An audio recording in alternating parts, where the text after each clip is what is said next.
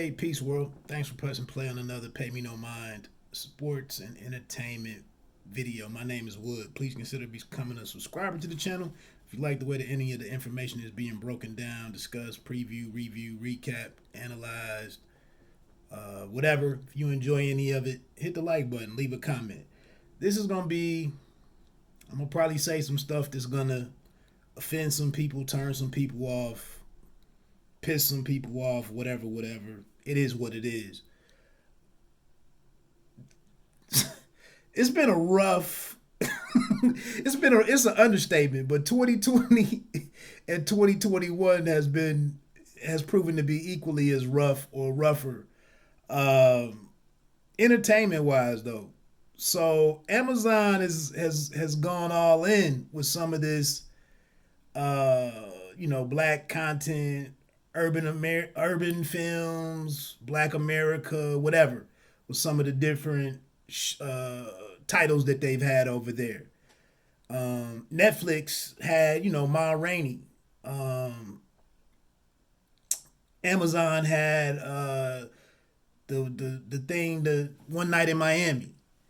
Um, you know, the Godfather of Harlem is out there, which deals with some racial relations back in the '60s, I believe, in Harlem. Um, it's a lot. Um, so now Amazon has the Underground Railroad, a 10-part limited series directed by Barry Jenkins. It's based on the book of the same name from writer, Pulitzer Prize winning writer, I believe, Colson Whitehead, from his book in 2016. I'm not really gonna break down this entire 10 episodes. I'm gonna speak on from a higher view. Um, but wow, I mean, I kind of didn't even want to watch this. Going back a couple of years ago to Nate Parker's Birth of a Nation, or The Birth of a, I don't know which one it is. One was put out back in the day, A Birth of a Nation, and then the one about Nat Turner was The Birth of a Nation, I think. I could be wrong. It could be flipped around there.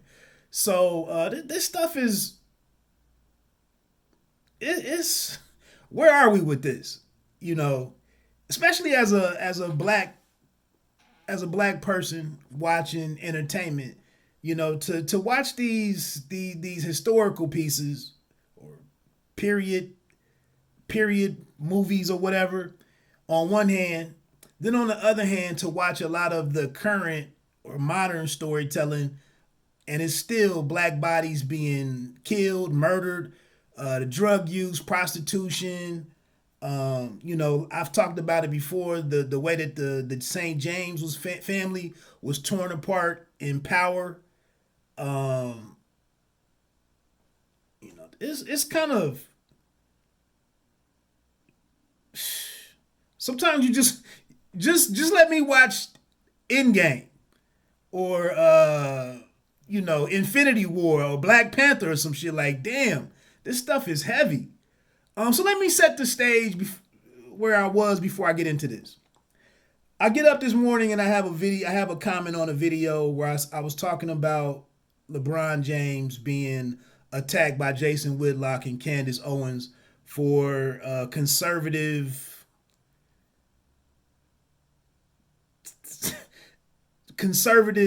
commentary, against him. And it's the same comment that I've gotten before. This person said that LeBron James is a fool and he's trying to start a race war. So I get that this morning. Um, okay, LeBron James is trying to start a race war. Have you looked at the crowds since they've come back to the NBA playoff games? Have you looked at the makeup of those crowds beyond Tracy Morgan and Spike Lee in the front row at Madison Square Garden? Have you looked up into the stands and see the makeup of those crowds? Then secondly, this morning on Tiffany Cross's I can't even think of the name of her show on MSNBC. Uh, damn, the Cross something. But her show was live was live from Tulsa, Oklahoma, where there was a concert planned to like commemorate the 100th anniversary of the bombing in Tulsa, Oklahoma of Black Wall Street, the Greenwood district, where in 1921 it was the wealthiest community of black people in America. It was entrepreneurship. 30 blocks were leveled.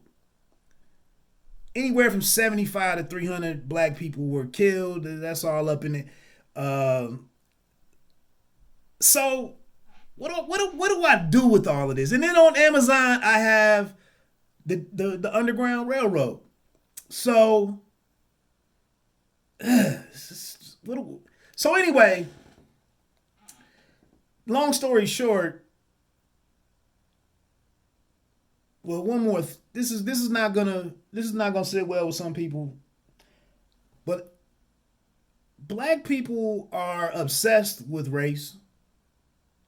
That's not necessarily a negative statement or a complaint about black people. On the other hand, white America, or a lot of white people, don't seem to want to know too much about any of this stuff and have little focus on race and racism. And sometimes it's as simple as, I didn't have anything to do with that 300 and 400 years ago. What does that have to do with me? So like I said, with Tiffany Cross's program this morning, to sit there and discuss what they discuss, what do we want from that? What do they want from that? I don't know.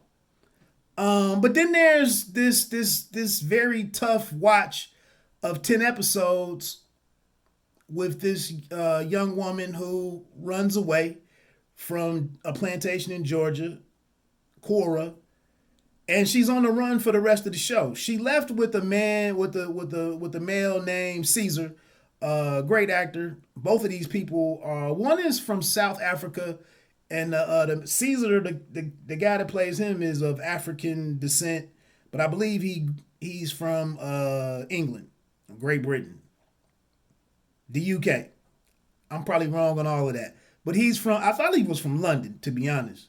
I really liked him though. I really liked that actor, and so they run away, and when they leave Georgia, they do so by getting underground, and they actually travel on this train. So I'm thrown off like what this is even about, and so this is historical fiction. First episode, there's a very brutal. This runaway who was caught was burned in front of the rest of the slaves, set on fire. He was whipped, set on fire, and this convinces Caesar and Cora to leave. On the way out, Cora kills a young white teen who was they were out hunting hogs and came across these three slaves trying to escape.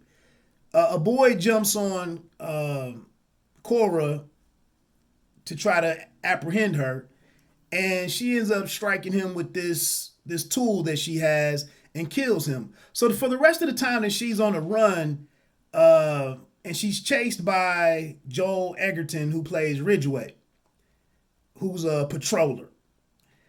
But the whole time that she's on the run, what also makes her is kind of even worse for her, because she's also a murderer. She killed a white person.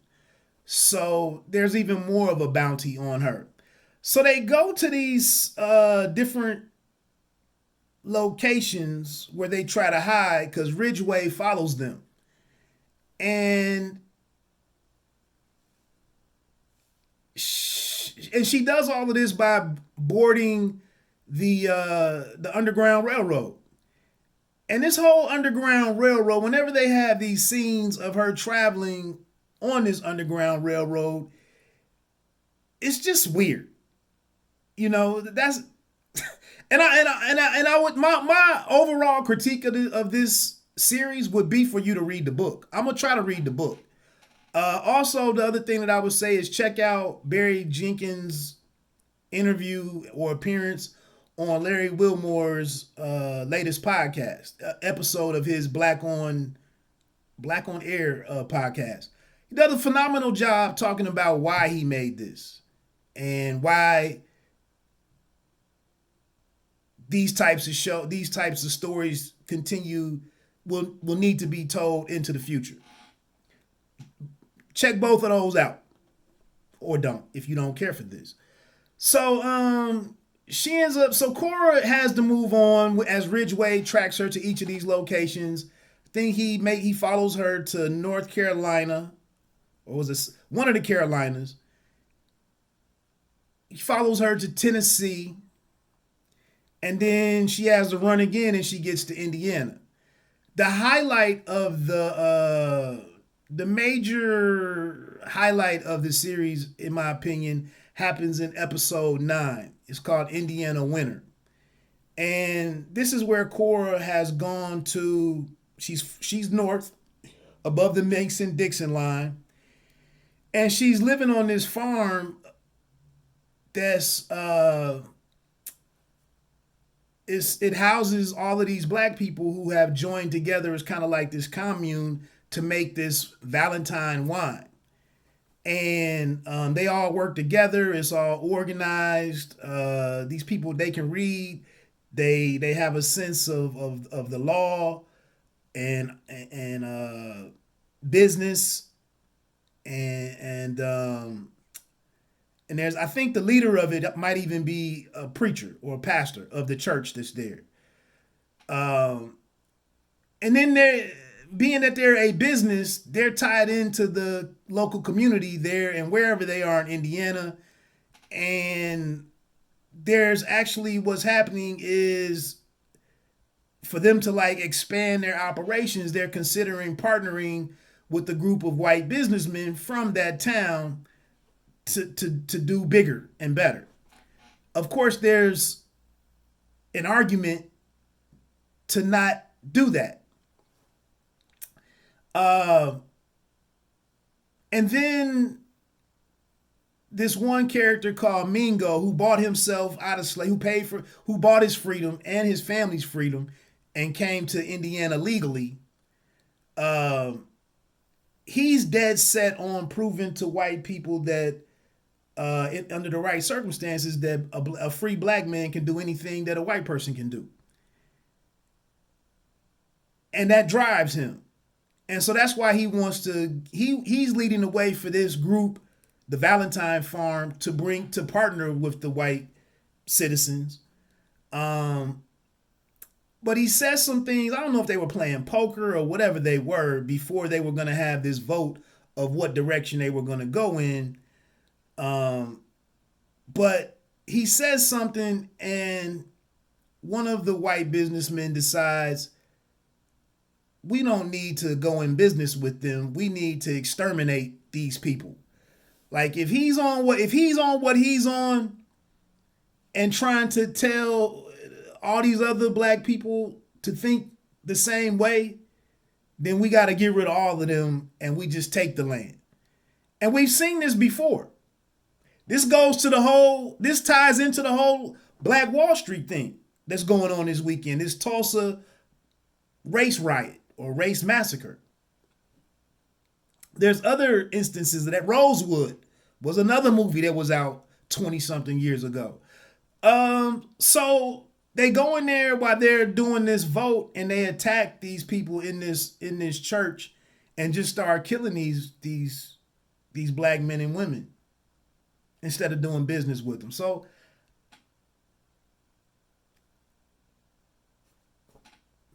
this is disturbing. At the same time, Ridgway has really, they also had another episode where they showed how Ridgway became to be how evil he was. They felt the need to do that. But Ridgway closes in on Cora at this point, who's lost two or three love interests at this point trying to run. And at this point, she has to, after her last love interest, who she finally lets in, and they have some intimacy between them, uh, she has to take care of Ridgway once and for all. And at the end of this, the 10th episode goes back and shows Cora's mom and kind of brings that whole story full circle. But the thing is, it closes out with Cora survives. Spoiler alert. And she goes out, she runs into somebody and she's gonna head out west. And there's this belief in in black citizens that the West is where we can go to truly be free. And, maybe even go to California, just go west. That's kind of the show in a nutshell. Like it's 10 episodes. It's some, it's some focus on faith and in Christianity. It's some focus on the white people who assisted with the Underground Railroad. And then there's like I said, there's this fantasy storyline with the Underground Railroad. And it's almost like when they get, it's like it's like regular train stations. And part of the pay to get on the Underground Railroad is that you have to give your testimony. You have to testify, and there has to be a record of what you've seen, where you came from, what you endured, who you're traveling with, where you're going, and so on and so forth. There was another episode where Cora gets to Carolina, I think, and the railroad has been killed in that, or shut down, barricaded in that place, and there's nowhere for her to go.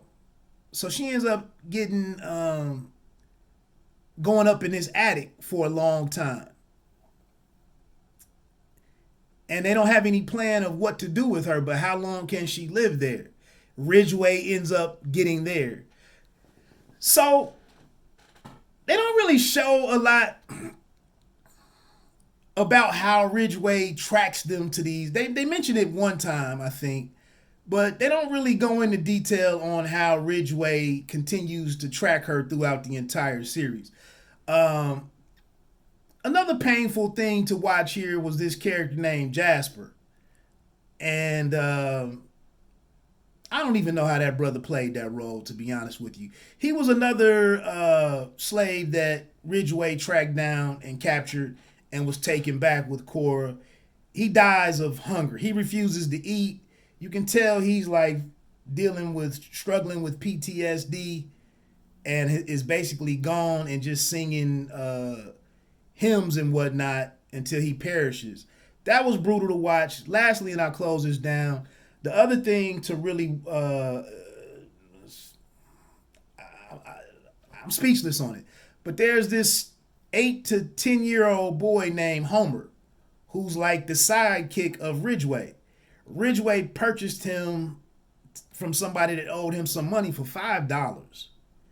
But Ridgway has taught this young kid how to read and write, and he trusts him with his life. He lets him hold the keys to the slaves, to the shackles and whatnot. And Ridgway drinks after him. He takes him into different establishments throughout the South and wants them to respect him as a man. And it's some reason why he's taken a liking to him. The only thing is, Homer, as we've seen before, he doesn't cut any of the black people any slack. And he ends up doing some things throughout the series that are just interesting. So that's it. So I forgot about something, and I did want to bring this back to bring it full circle. I may even discuss this on an episode of my podcast. It's always personal. But like I said, somebody else started this with me today with the whole comment about LeBron starting a race war. Before I get into this last topic, I got a guy in my neighborhood right now who spends his weekends driving around in his pickup truck. He has an oversized for his vehicle, an oversized United States, an American flag on one post, and then on the other post is either a "Don't Tread on Me" flag, or it was a Trump flag, or something related to the election or whatever. And he just drives around. I stay the common walking area or the main throughway is behind my house, and we have some turnabouts or some turnarounds through this 2.5 mile stretch out here. And he just drives up and down this what are they, parkway, and just turns around, makes a U-turn, and his flags are flying, and that's what he spends his weekends doing. What are you trying to do? Are you're upset about the election? You're voicing your opinion, you're expressing yourself, whatever it is. Just so that's what I look at out my back window every weekend. So while we can sit here and people can deny and reject, put their head in the dirt, in the sand, however you want to go about it. But then I'm like, so I asked the question, what did Tiffany Cross do in Tulsa this morning with Jelani Cobb and Angela Rye and this Nehemiah Harris guy, I believe? One thing that they said on there was that the current mayor of Tulsa, who doesn't want to do anything, hasn't had anything to say about reparations for these 3 survivors who just testified in Congress, before Congress this past week, in the last week and a half. Mother Fletcher, Viola Fletcher, 170-year-old woman. She was 7 years old or 6 years old when the 1921 race massacre occurred in Tulsa, Oklahoma. But this mayor doesn't want to do anything acknowledging this or any kind of money, whatever. And I don't know how you pay for it. But comes to find out, his family owned 930 or 950, nearly 1,000 slaves. And now he's the mayor of come through the lineage or the ancestry or whatever. And today he's the mayor. There have been other, his name is Bynum, G.T. Bynum. There have been other mayors of Tulsa that were in his family. But he says no on reparations. Okay. So I've always heard about the Japanese and this $20,000 payment. $20,000 payment that the US government approved. We sit here and act like we don't know any of this stuff, and this stuff happened hundreds of years ago, and I didn't have nothing to do with this. And then we got these new voter laws. In some of the southern states, we had this new law about you can run over people protesting in Florida and whatnot, and in a couple other states. So anyway, this is on history.com. This isn't in some book, some obscure book, or some YouTube channel, or some Instagram account. This is on history.com. Executive Order 9066, which was signed by FDR, Franklin Delano Roosevelt. And in 1942, in February of 1942, a couple months after Pearl Harbor, they went around the country thinking that we need to gather up all people of Asian descent or Japanese descent after Pearl Harbor, the bombing of Pearl Harbor. We need to get these individuals off the streets so that there's no kind of counterintelligence or espionage or no kind of threat to America.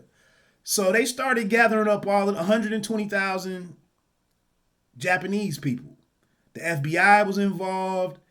They did this. And then they put these camps together in like California, Washington, and Oregon, heavily populated, heavily Japanese populated states. Then also Hawaii. Then they put them in these detention centers or internment camps. And and then Canada did some stuff. Mexico did some stuff as well. Of course, there was all kind of, there was people on one side of this and people on the other side of this thing. But it happened. But the thing is, I think by I don't know when they were let out of these camps. But in 1988 was when they approved or enacted the Civil Liberties Act, I believe was what it was called in 1988. And that was the legislation or whatever that approved $20,000 for over 80,000 Japanese people. And a formal apology. I just looked that up before I started to talk about this. I had always heard about it. I kind of didn't have it in my mind where it happened. I think they were freed. The last people were freed in 1976. I didn't take that note down. But so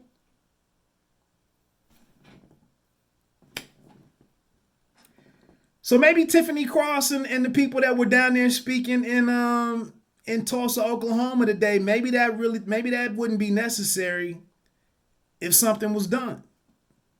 If there was some acknowledgement. Like, why is this Tulsa, Oklahoma thing, why is it all I've heard going back to the Watchmen, Lovecraft Country on HBO as well, I think? Why is that all I've been ad nauseum, the last 14, 16 months or something? Is this scenario or this situation being dealt with in on so many shows? So Executive Order 9066, $20,000 paid out to over 80,000 Japanese Americans.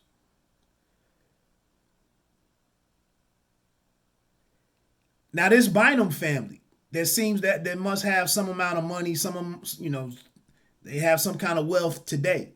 How difficult would it be to go back and determine how much wealth they gained because of those 930 something slaves that they had doing all that free labor? How difficult would it be to go back and see how much of that should have really gone to paying people wages? That's neither, I can't say it's not really neither here nor there, but when we sit here and act like we can't dig into this and do anything about it, there could be. And then again, like I said, some people don't even give a damn to try to understand any of this. When this happened in 1988, this Civil Liberties Act. So that's it, man. You don't have to be great to start, but you have to start to be great.